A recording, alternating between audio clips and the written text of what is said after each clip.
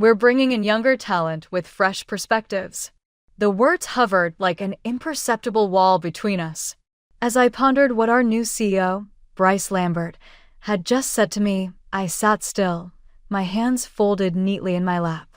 His office still had the fragrance of new paint, and the walls had changed from the warm beige I had become used to over the previous 18 years to a sleek slate gray. I see, I said, sounding more composed than I had anticipated. And when will this transition take place? I had previously observed Bryce's tendency of checking his watch and adjusting his fancy spectacles throughout our few encounters.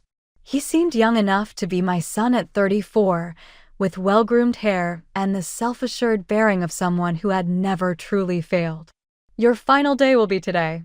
Your severance package has been created by Human Resources Denise. He moved a folder across his desk made of glass. A pay of 2 months. Typical NDA.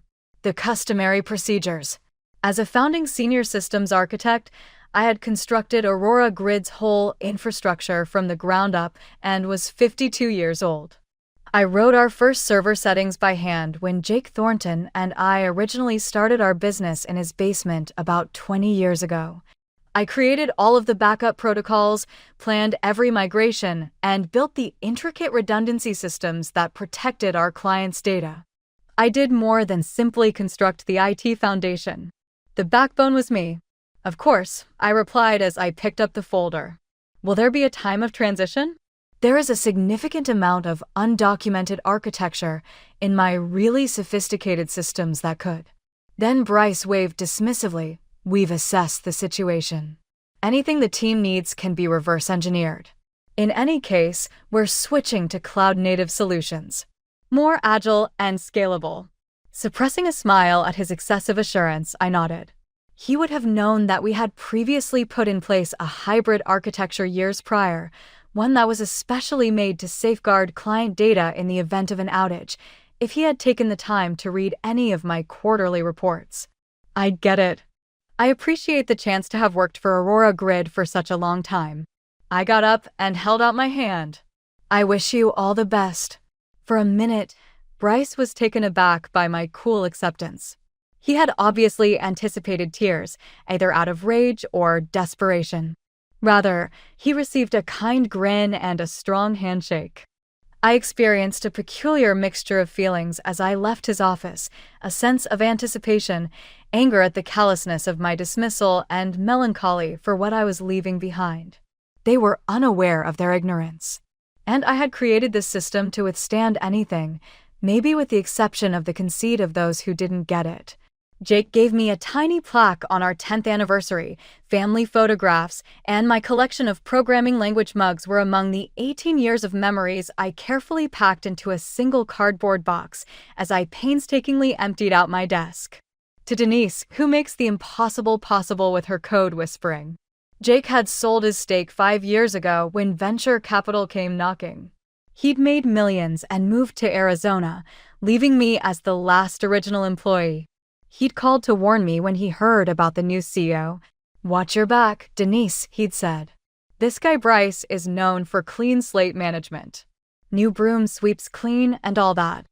I should have listened more carefully. Looking around the open office space, I spotted Tim Chin, my lead developer, watching me with undisguised shock. I motioned him over. They're letting you go, he whispered, glancing nervously toward the executive suite. That's insane. Nobody knows the infrastructure like you do. I placed a hand on his shoulder. You'll figure it out. Just remember what I always say about the primary server cluster. Never update without running the diagnostic sequence first, he finished automatically. But Denise, the authentication protocols, the recovery procedures. They're all documented, I said smoothly, in the system. This wasn't entirely true. The documentation existed, but access required a specific sequence of credentials that only I possessed. It was a security measure I'd implemented years ago after a disgruntled employee had attempted to sabotage our backup systems. I'll be fine, Tim. Change is part of growth. I handed him a sticky note with my personal email. If you need anything, don't hesitate to reach out. I made my way through the office, saying quiet goodbyes to colleagues I'd mentored and worked alongside for years. Most were stunned, a few angry on my behalf.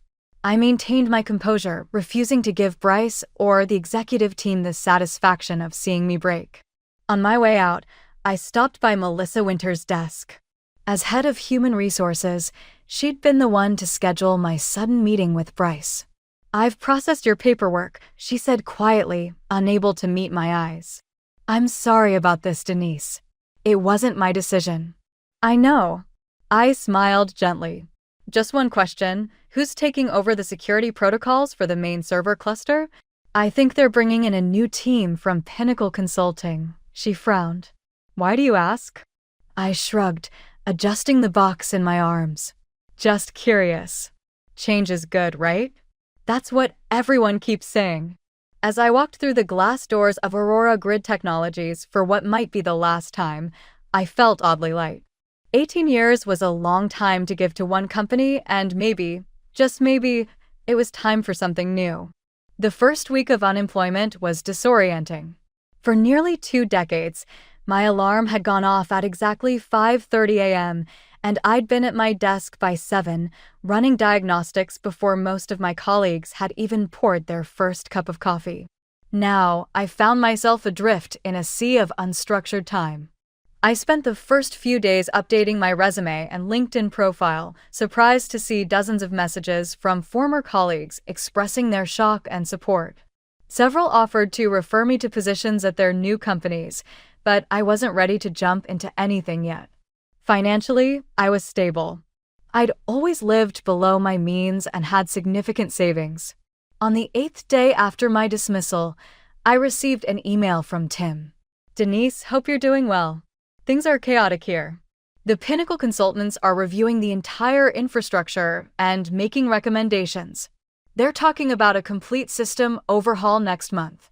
Yesterday, they mentioned deprecating your backup protocols as legacy systems. I tried to explain their importance, but I'm being sidelined. Miss your guidance. Tim." I crafted a careful response, advising him to document his concerns in writing while navigating the politics of the new regime. I didn't mention that deprecating my backup systems without understanding them first would be like removing the foundation of a building to modernize it.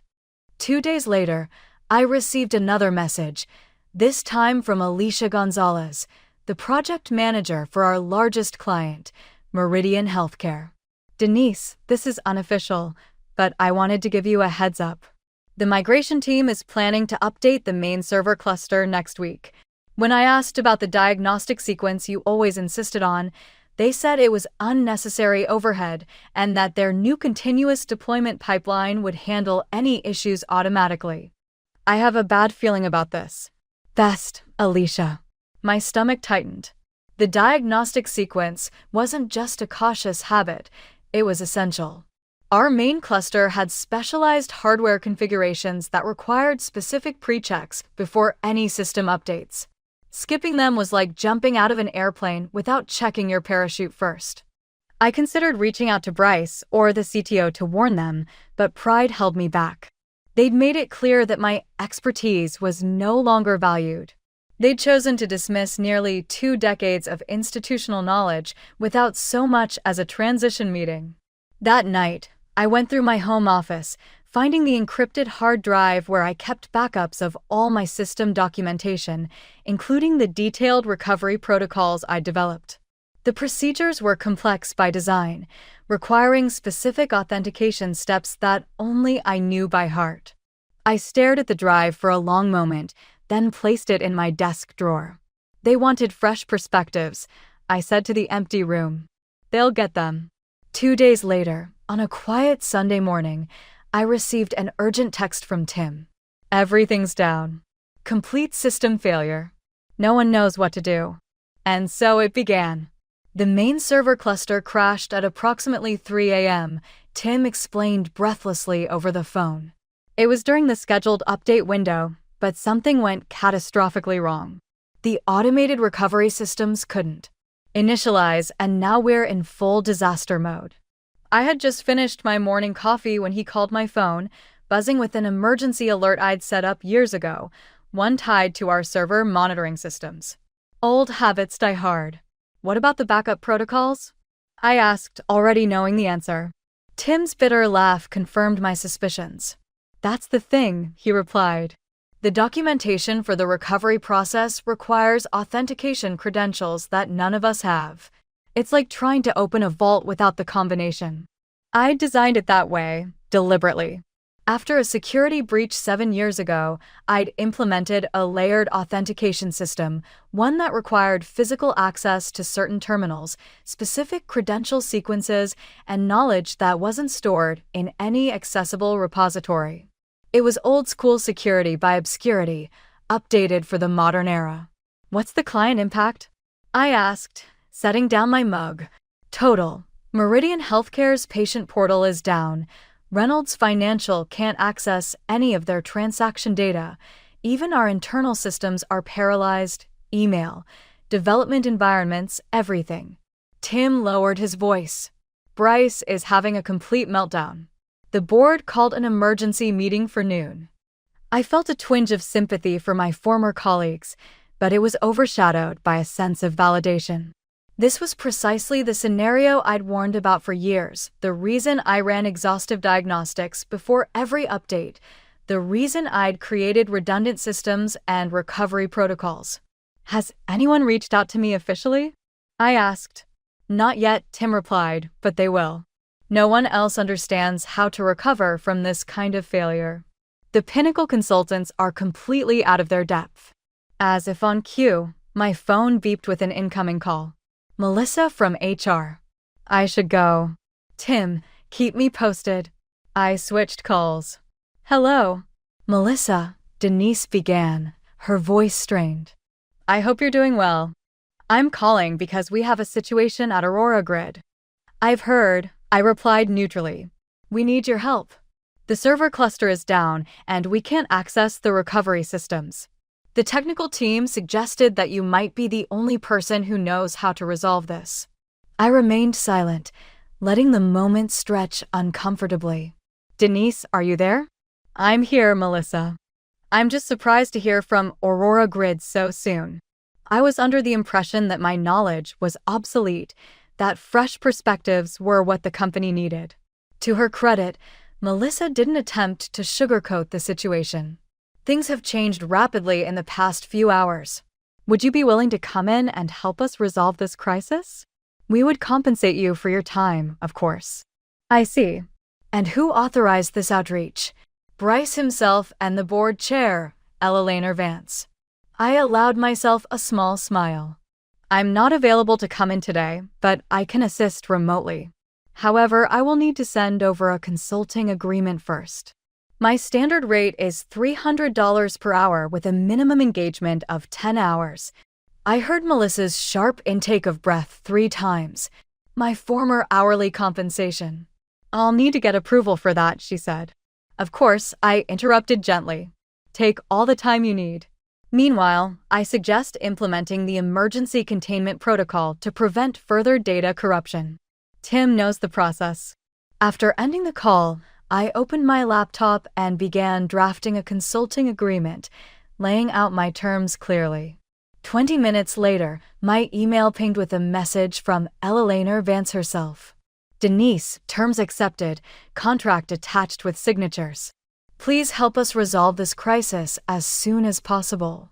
Ella Vance, Board Chair, Aurora Grid Technologies. I signed the agreement, setting it aside with a sense of satisfaction before grabbing my emergency kit and laptop. It was time to rescue the company that no longer needed me. I didn't go to the office. Instead, I set up at my home workspace and established a secure remote connection to Aurora Grid systems. The situation was even worse than Tim had described. The failed update had triggered a cascading failure that corrupted critical system files, and the recovery systems were locked behind multiple authentication barriers that I had designed years ago. My phone rang constantly, first the CTO, then various team leads, all desperate for immediate solutions. I responded to each with the same calm message. I was working on it, and I would provide updates through official channels only. At 2 p.m., my doorbell rang. To my surprise, Bryce Lambert himself stood on my porch, looking considerably less polished than when he'd fired me. His normally perfect hair was disheveled, his expensive shirt wrinkled. "Denise," he said, forcing a smile that didn't reach his eyes. "Thank you for agreeing to help us. I thought it might be more efficient if we worked together in person." I regarded him for a moment, then stepped aside to let him in. "You could have called first," I said. "I tried. You didn't answer. I was busy trying to save your company." In my home office, I showed him the diagnostic screens displaying the extent of the damage. To his credit, Bryce seemed to grasp the severity of the situation quickly. "How long until we're back online?" he asked, the desperation evident in his voice. "The recovery process has multiple phases," I explained. "Each requires specific authentication and verification steps. If everything goes perfectly, we might have basic services restored by tomorrow morning and full recovery within 48 hours. 48 hours? Bryce paled. "That's unacceptable. Our clients should have been informed immediately about the outage and given realistic timeframes for resolution." I finished for him. "This isn't a simple reboot, Bryce. Your team attempted a complete system update without running the required diagnostics. They bypassed critical safety protocols that would have prevented this disaster." "Your protocols?" he muttered, a hint of accusation in his tone. "Yes, my protocols, the ones I developed and refined over 18 years to protect the company from exactly this kind of catastrophic failure." I turned to face him fully. "The ones that were dismissed as legacy systems by consultants who've been with the company for less than a month." A flash of anger crossed his face, quickly replaced by pragmatic desperation. "What do you need from me to expedite this process?" "Nothing. I've already initiated the first phase of recovery." I gestured to my screens. "But there's something you should know. The board has reached out to me separately." This caught his attention. "What do you mean?" "Elaine Vance called me while you were on your way here. The board is concerned about how this situation was allowed to happen. They've asked me to provide a full assessment of the infrastructure decisions made since my departure." It wasn't entirely true. Eleanor had texted asking for updates but hadn't requested an assessment yet. Bryce's expression hardened. "I see. I'm not interested in office politics, Bryce. I'm here to restore the systems and protect the data integrity for our clients. That's all." "Our clients," he repeated softly. "You still think of them as yours." 18 years create strong bonds," I replied evenly. "Now, if you'll excuse me, I need to continue the recovery process. I'll send hourly updates to you and the board." As Bryce left, I returned to my work, systematically addressing each corrupted system. My phone buzzed with a text from Tim.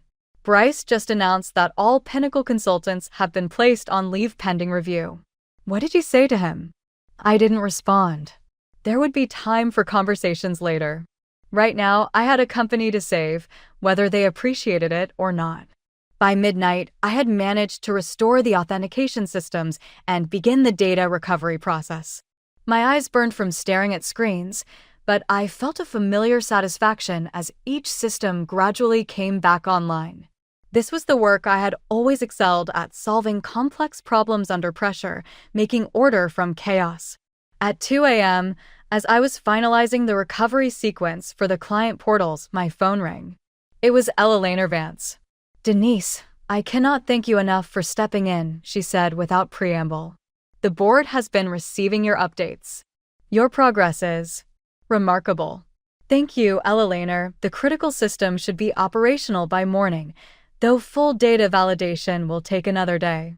There was a pause before she continued. "Denise, I've been reviewing the decisions made over the past few weeks. The board was not fully informed about the extent of the changes being implemented, particularly regarding the core infrastructure you designed." I kept my voice neutral.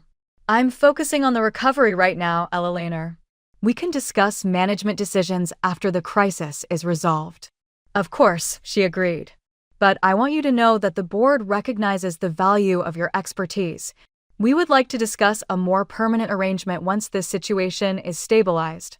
After ending the call, I allowed myself a moment of reflection. In just 3 weeks, the company had gone from dismissing me as obsolete to desperately needing my expertise. It was validation, certainly, but also a stark reminder of the tech industry's short-sightedness when it came to experience versus trends. The next morning, I arrived at the Aurora Grid offices shortly after dawn. The atmosphere was tense, clusters of employees whispering in corners, the executive suite conspicuously empty. Tim met me at the door, relief evident on his face. "You're a miracle worker," he said, falling into step beside me. "The main customer portals are back online, and we've received confirmation that no data was lost." "Not a miracle," I corrected him. "Just proper system design and recovery protocols." In the conference room, I found the executive team and several board members gathered around the table. Bryce sat at the far end, his expression unreadable as I entered. Eleanor Vance rose to greet me. "Denise, thank you for coming in. We've been reviewing the preliminary damage assessment." I connected my laptop to the room's display, bringing up a detailed analysis of the system's failure and recovery process.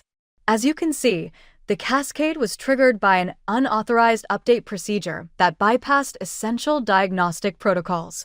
Had these protocols been followed, the system would have flagged potential conflicts before implementation. For the next hour, I walked them through the technical details, explaining in terms they could understand why the failure had occurred and how similar disasters could be prevented. I concluded with a series of recommendations for immediate implementation. When I finished, Ella Lehner spoke first. "What would it take to bring you back, Denise? Not just as a consultant, but in a leadership role. Director of Infrastructure Security, perhaps." Before I could respond, Bryce interjected. "With all due respect, we need to consider the modernization initiatives. While Denise's experience is valuable, our strategic direction lost us millions in potential revenue and damaged client relationships." Ella Lehner finished firmly. "The strategy needs reassessment." "Bryce." The tension in the room was palpable. I closed my laptop, considering my next words carefully. This was the moment of leverage I hadn't sought but now possessed completely. "I'm not interested in returning as an employee," I said finally. "But I am willing to negotiate a consulting arrangement with specific conditions." All eyes turned to me, waiting. I had their complete attention, and for the first time in my career, I had the upper hand. It was time to use it. 3 days after the system crash, I sat across from Ella Lehner Vance and the board's attorney, finalizing the terms of my consulting agreement. The document before me represented not just a professional victory, but a personal vindication. To summarize, the attorney said, "Reviewing the key points, Aurora Grid Technologies will retain your services as principal infrastructure consultant for a minimum of 6 months at your stated rate of $300 per hour. You'll maintain your independent status while overseeing the reconstruction of the security architecture and training of internal staff." Ella Lehner added, "And as discussed, the board has approved the formal acknowledgement of your original system architecture with full attribution in all technical documentation and client materials." I nodded, scanning the final page of the agreement. "And the letter has been drafted as requested?" I asked. Eleanor confirmed, sliding an envelope across the table. Inside was a formal apology from the board acknowledging my contributions to Aurora Grid and expressing regret for the manner of my dismissal. It wasn't legally binding, more a matter of personal satisfaction, but it mattered to me. "Then we have an agreement," I said, signing the final page. "I'll begin the comprehensive security audit tomorrow." As we concluded the meeting, Ella Lehner walked me to the elevator. Between us, Bryce has been placed on administrative leave pending review. His decision to bypass established protocols without proper understanding of the consequences was illuminating for the board. I maintained a neutral expression. Companies often confuse innovation with abandonment of fundamental principles. The best technological solutions build upon proven foundations rather than discarding them entirely. Ella Lehner studied me with newfound respect. You know, Denise, in all the years you worked here, I don't think leadership ever truly appreciated what they had in you. That's often the case with infrastructure, I replied as the elevator arrived. Nobody notices it until it fails. I walked out of the office as a consultant whose knowledge now earned respect and pay that matched its actual worth, not as a dejected former employee. I spent the next few weeks rebuilding and fortifying Aurora Grid Technologies alongside Tim and a small group of senior developers. This time, I took great care to document everything and produce thorough training materials that included the why as well as the how of important security procedures. After the board's inquiry found that the Pinnacle consultants had overstated their experience in integrating older systems, their contracts were canceled. The same underpinnings that had kept Aurora Grid Services dependable and safe for almost 20 years would have eventually been compromised by their modernization suggestions. Alicia asked me to lunch at a little bistro close to the office a month after the tragedy. "The customers are referring to you as the server whisperer," she grinned. Meridian Healthcare specifically requested that you personally oversee their next system upgrade. I thought ironic as I stirred my tea. A month ago, I was deemed obsolete. In this industry, experience never goes out of style, Alicia said. Not at all. Businesses just overlook that truth from time to time until reality informs them. Upon my return to the workplace, I saw Tim collaborating with an unfamiliar young developer. "Denise, this is Jason," declared Tim as our introduction. "He's joining the infrastructure security team." Jason had the zeal of someone who knew more theory than practice, and his sparkling eyes gave the impression that he had just graduated from college.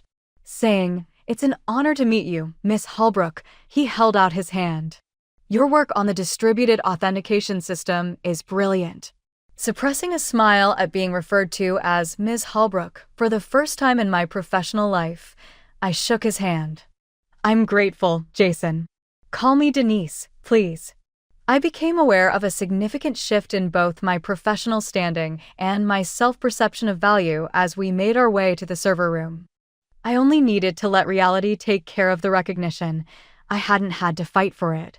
The respect I had always earned but seldom obtained was now demanded by my presence. The very systems I had constructed, which had been written off as antiquated, had turned out to be more robust and indispensable than anyone had predicted. It was bad leadership that had let them down, not them. I felt a sense of satisfaction that went beyond simple retaliation as I observed Jason and Tim working together to carry out one of my security procedures. At last, everyone realized that I had created something meaningful and long-lasting. I would still impart my expertise, but on my own terms, with due credit and payment. The next generation should know that innovation meant carefully building on the past rather than throwing it away. Ultimately, I hadn't had to plan a complex retaliation. All I needed to do was wait for reality to confirm what I had always known. Knowledge gained from years of practical problem-solving would always be valuable in an emergency. At Aurora Grid Technologies, everyone now recognized that as well. Watching them finally see the value they had so foolishly overlooked was the best kind of retaliation, not driving the organization to its knees.